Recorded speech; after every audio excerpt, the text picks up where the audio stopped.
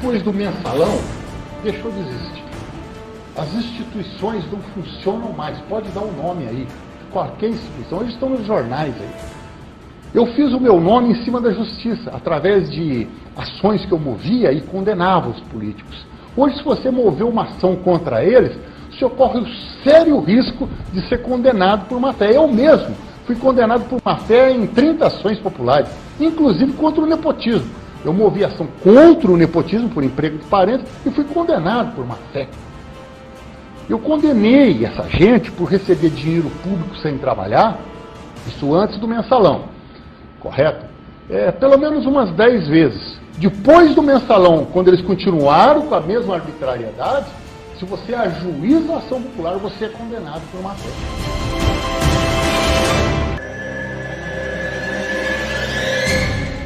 Depois que essa quadrilha, esse bando, que petista não é brasileiro, petista é uma tropa de ocupação.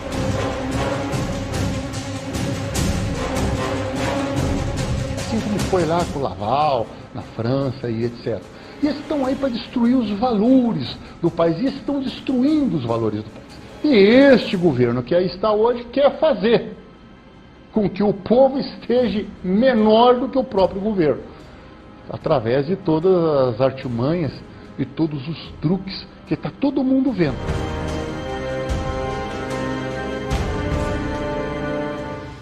Mas parece que é impossível, não existe espaço para denúncia.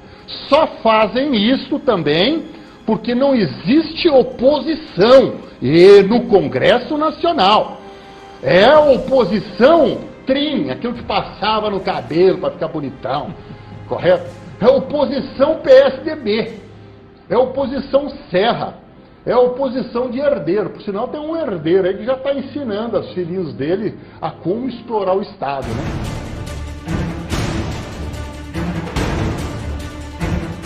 Olha, mas aí o senhor me tira do sério.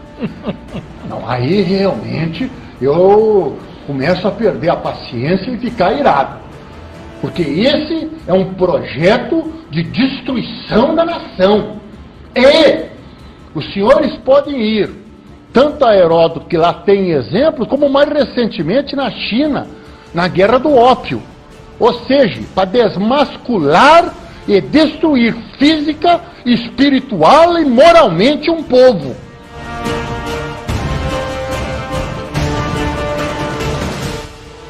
E isso está sendo feito por traficantes compactuados, por traficantes amarrados a engrenagens governamentais. O PT é um partido narcotraficante. Desde que o PT assumiu o Brasil, nunca se viu tanta arma pesada na rua. Nunca se viu tanta droga liberada por esse governo de narcotraficantes que reconhecem, inclusive, a Farc colombiana. E toda a fronteira seca entra a droga que quiser. Esse problema de destruição da nação através de meios químicos viciosos tem o patrocínio do governo federal, que não tem interesse em acabar com isso. Tem sim interesse em destruir o nosso Brasil. Esse Brasil que viu nascer tanta gente boa, tantas inteligências, tantos poetas e literatos e historiadores, hoje na mão de uma corja de bandidos, quadrilheiros, com o único motivo e única intenção de destruí-lo.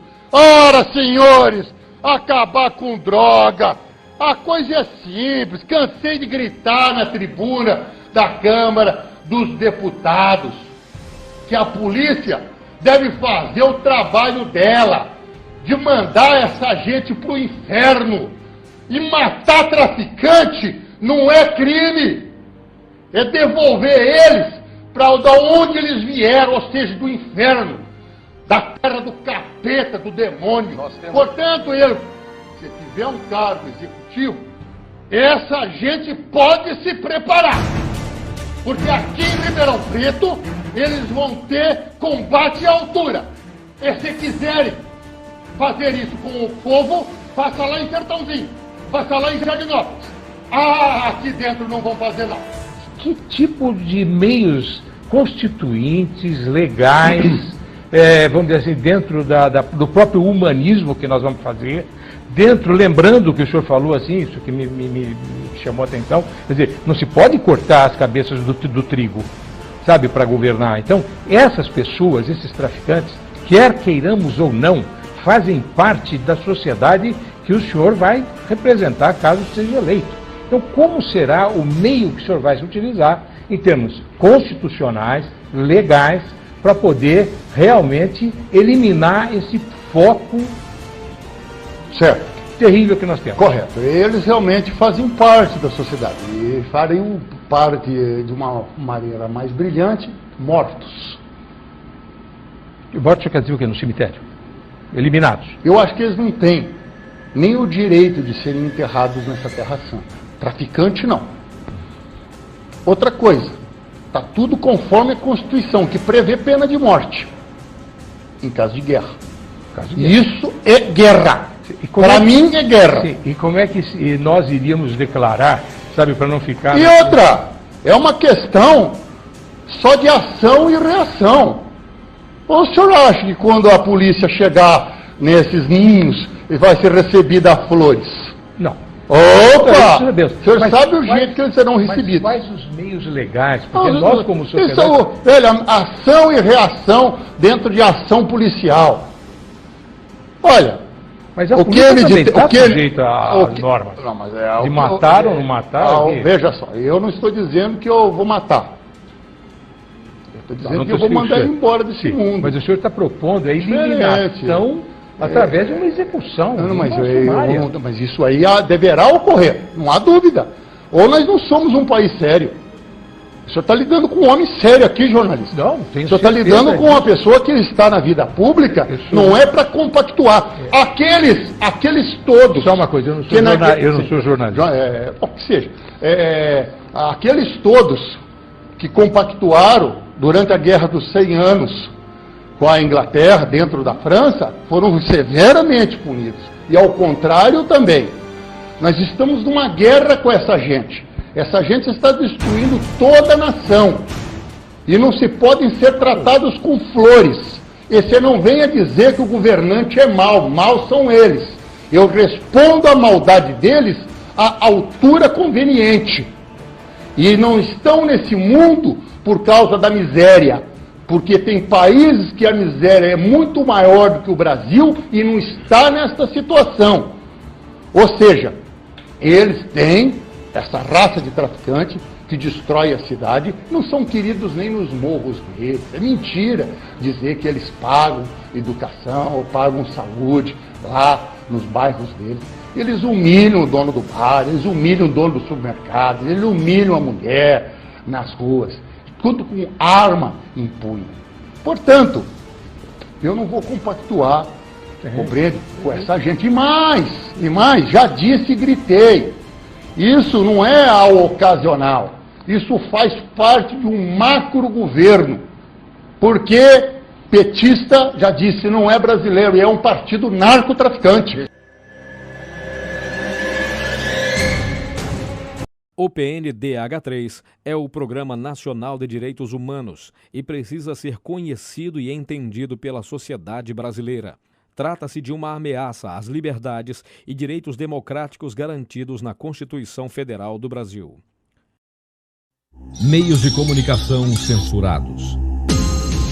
Aborto legalizado. Casamento homossexual aprovado. Proibição de exibir símbolos religiosos. Prostituição regulamentada. Maconha liberada.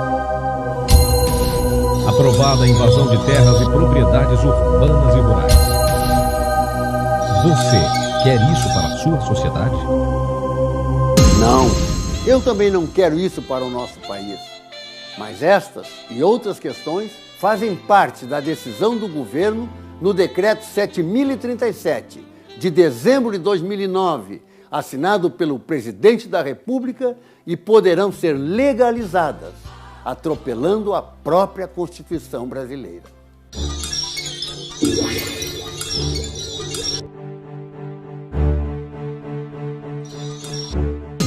Mas o que é o PNDH3?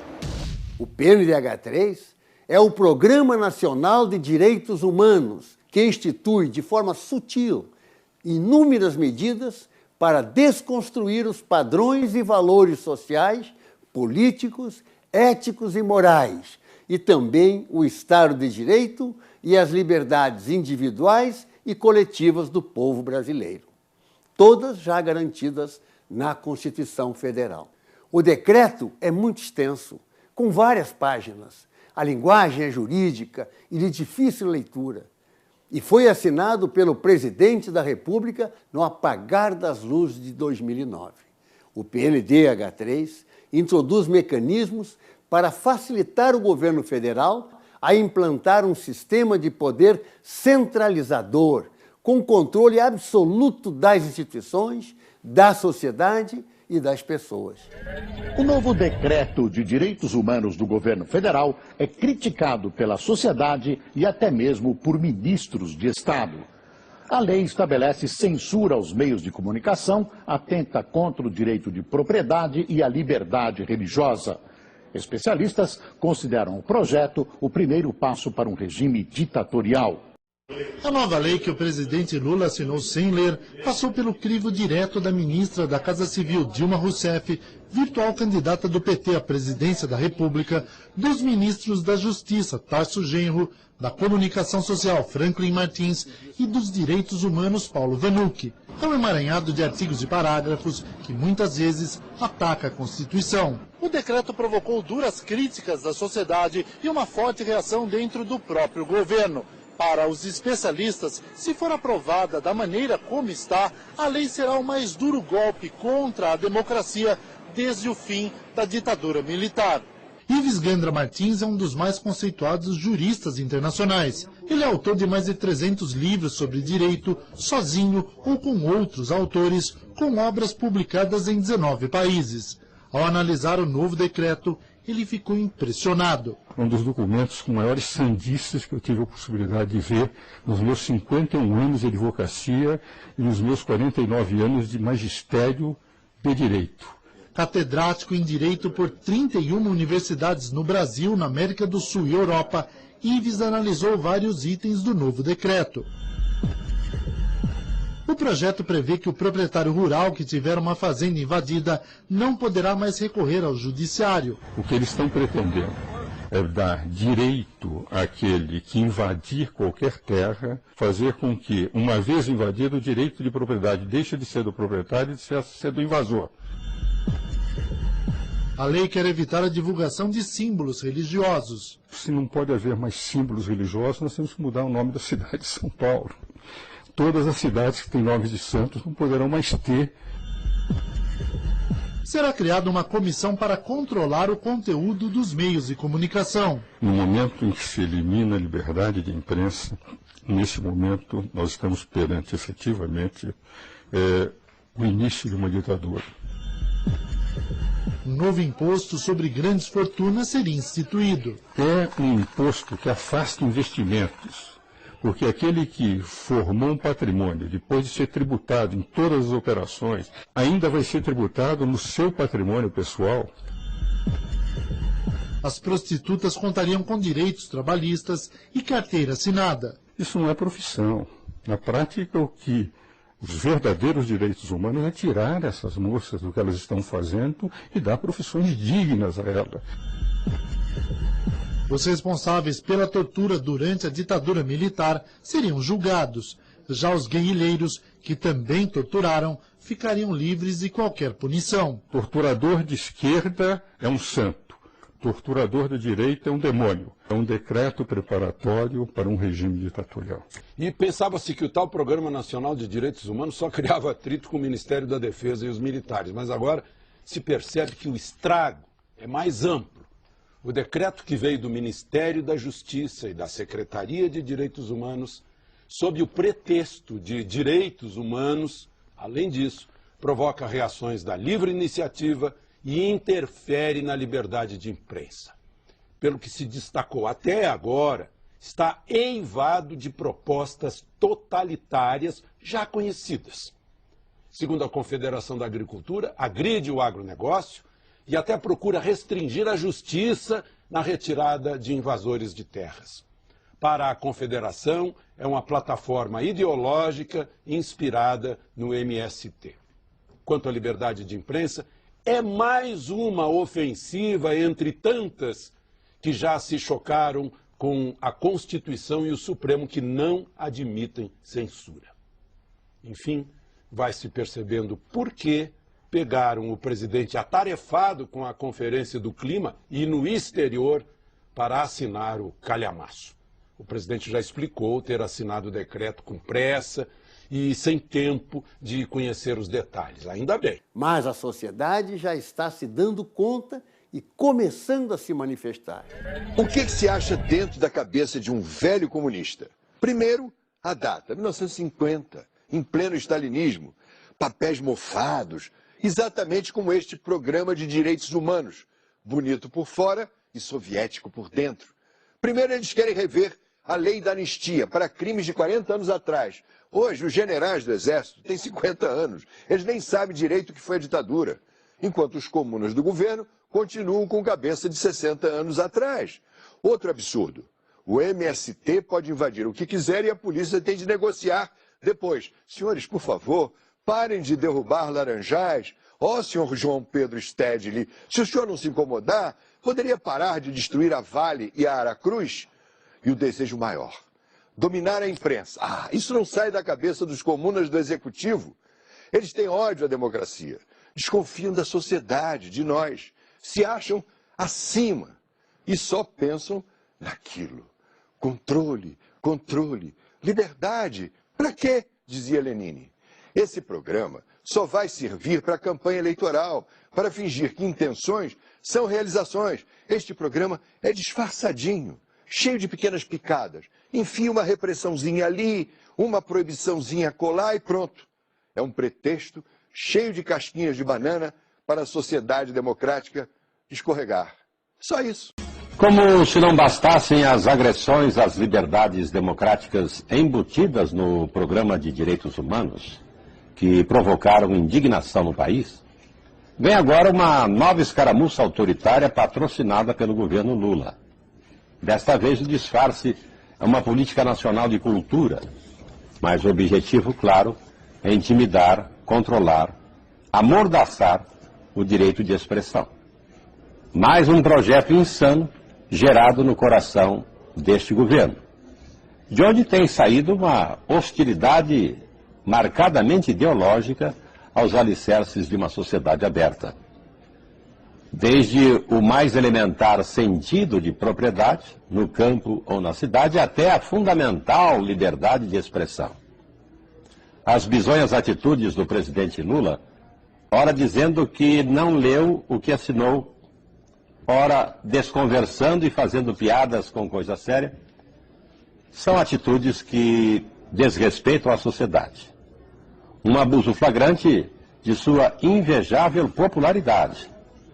Presidente, não se brinca com a Constituição de um país. Esta é a opinião do Grupo Bandeirantes de Comunicação. A legalização do aborto significa que a interrupção da gravidez pela mulher não é mais crime. Isso o PNDH3 está permitindo que seja feito. Nós vamos chegar ao absurdo de que será crime você interromper a gravidez de um mico-leão dourado, por exemplo, e não será crime interromper a gravidez de um ser humano, que nós sabemos que a vida começa na concepção.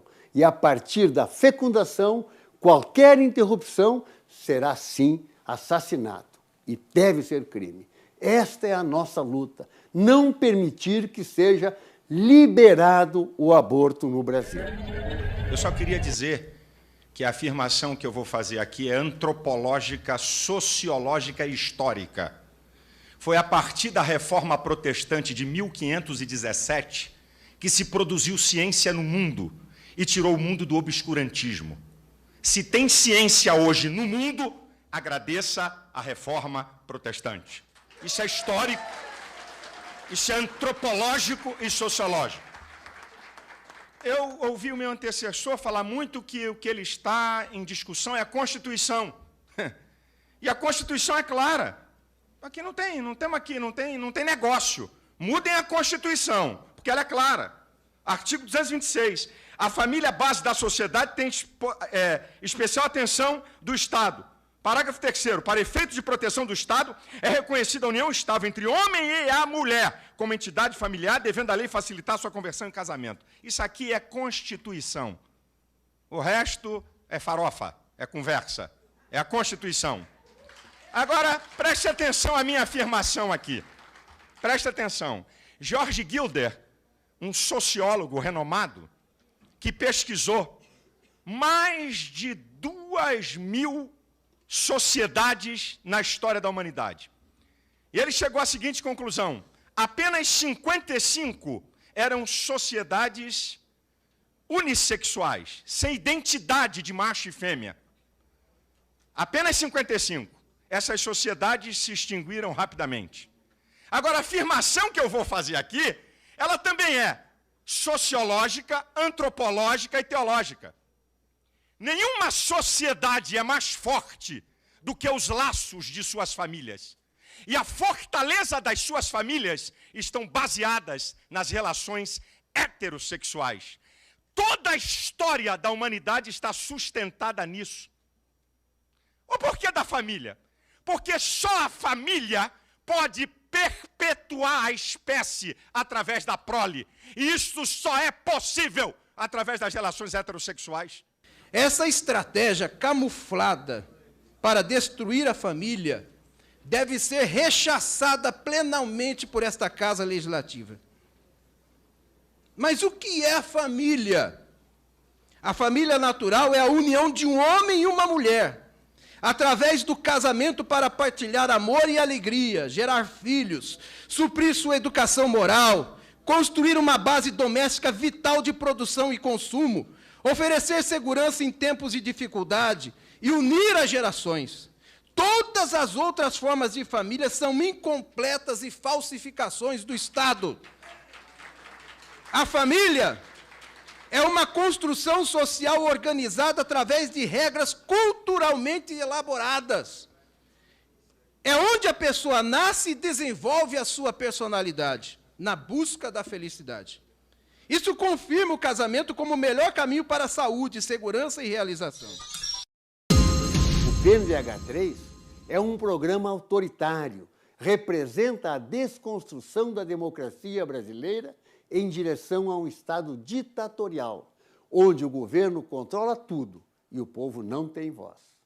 E tenta ainda amordaçar a imprensa, a liberdade de expressão e a igreja cristã no Brasil.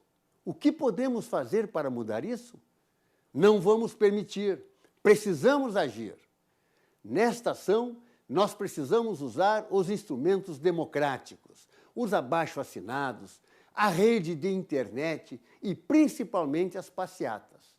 Assim, com os instrumentos legítimos que a democracia nos disponibiliza, nós vamos começar a nossa reação. Mas primeiro pesquise, estude, entenda esse assunto e reflita sobre ele para que você tenha completo conhecimento do que está acontecendo. Fique atento a todas as informações sobre este programa de desconstrução dos nossos valores éticos e morais.